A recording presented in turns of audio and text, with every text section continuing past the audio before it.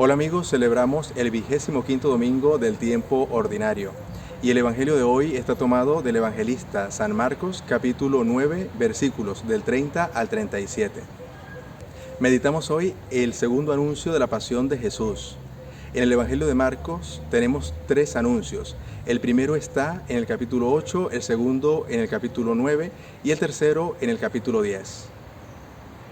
A cada anuncio que Jesús hace de su pasión, siempre prosigue la oposición de parte de los apóstoles, porque ellos conservan una mentalidad antigua y todavía no se ajustan a los criterios de Jesús. En el primer anuncio de la pasión, Pedro no entiende que el Mesías debe sufrir y por lo tanto le dice, esto no te puede pasar a ti, y Jesús le corrige y le reprende. En la lectura de hoy también sucede otra oposición, pero en este caso es que los discípulos van comentando entre ellos cuál es el más importante del grupo de Jesús.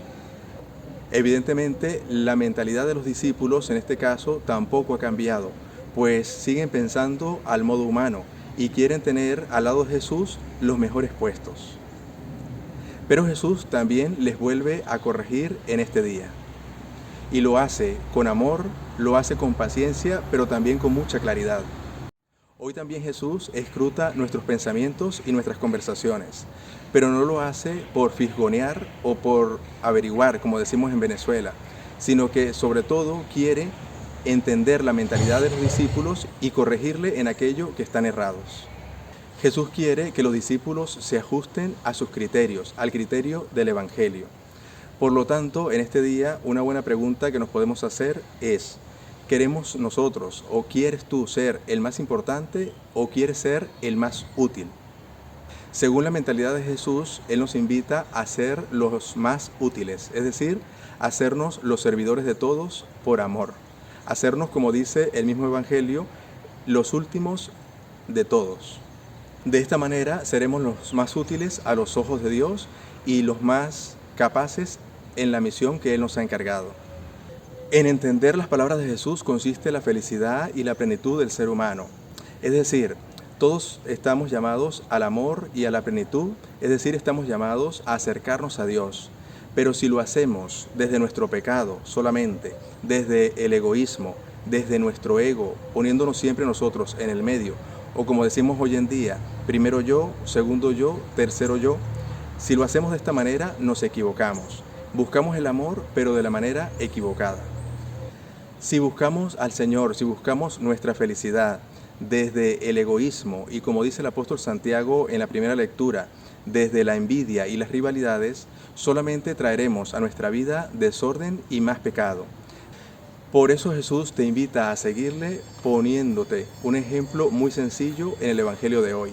Acercando a un niño en medio de ellos, lo abrazó y les dijo, el que acoge a un niño como este, me acoge a mí, y el que me acoge a mí, acoge al Padre que me envió.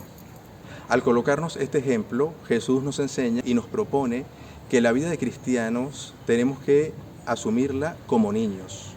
Decía un filósofo de la antigüedad, en las almas aún tiernas penetran profundamente las enseñanzas. Y esta verdad sigue aún siendo vigente. Aunque la sociedad de hoy en día se ha relajado mucho en la educación de los hijos, el Señor en la vida cristiana nos sigue proponiendo los mismos criterios.